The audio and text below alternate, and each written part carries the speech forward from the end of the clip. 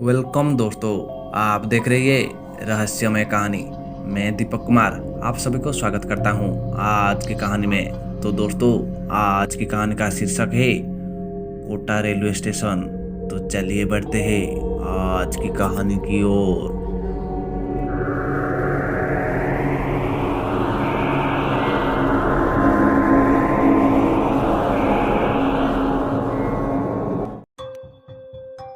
तो दोस्तों, ये कहानी है अंकित जी की। वो बताते हैं कि जब मैं पुणे से दिल्ली के लिए ट्रेन से बैठा तो वक्त हो रहा था रात के तकरीबन 2 बजे का, क्योंकि रात तब तक काफ़ी हो चुकी थी, जिस वजह से ट्रेन के सभी मुसाफिर लगभग सो गए थे और एक दो मुसाफिर वापस में बात कर ही रहे थे। क्योंकि मैं अभी अभी ट्रेन में चढ़ा ही था, जिस वजह से मुझे नींद भी नहीं आ रही थी। फिर मैंने अपने सीट पर बैठ गया और अपने पॉकेट से मोबाइल निकाला और मूवी देखने लगा। मैंने मूवी देखने में इतना खो गया कि मुझे पता ही नहीं चला कि ट्रेन कब कोटा रेलवे स्टेशन पर पहुंच गई। मेरा ध्यान इस बात पर तब गया जब मुझे एक लजीज खुशबू आई। वो खुशबू रसगुल्ला की थी, जो मेरी बहुत पसंदीदा मिठाई से एक था।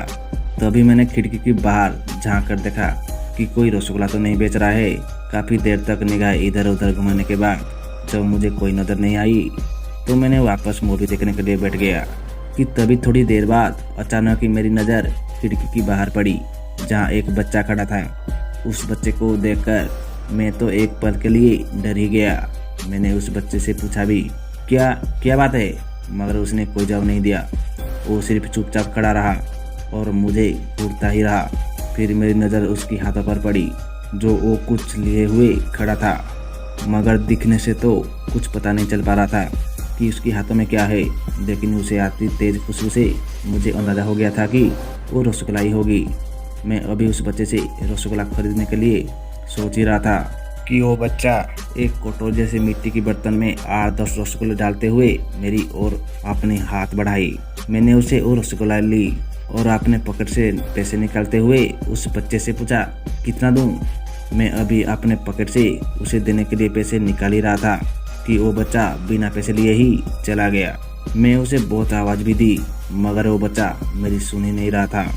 क्योंकि ट्रेन रुकी हुई थी तो मैंने सोचा कि बाहर जाकर पैसे दे देता हूँ। मैंने वो रसगुल्ला हाथ में लिए ही ट्रेन के गेट पर पहुँचा तो मैंने देखा कि वो बच्चा थोड़ी दूर निकल गया है। मैंने फिर से उसे आवाज़ दी, अरे पैसे तो लेते जाओ। इस बार वो बच्चा मेरी आवाज़ सुनकर रुका और मेरी ओर मुड़ा।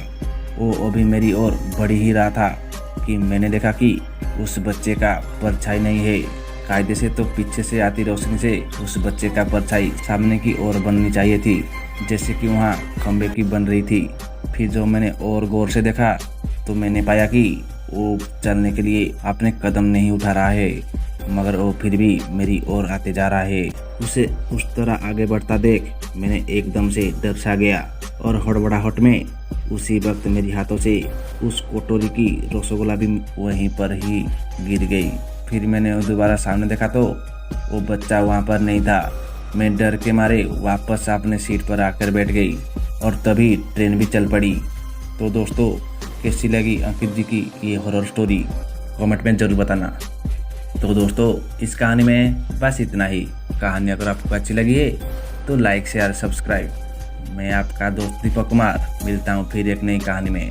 तब तक बाय एंड टेक केयर।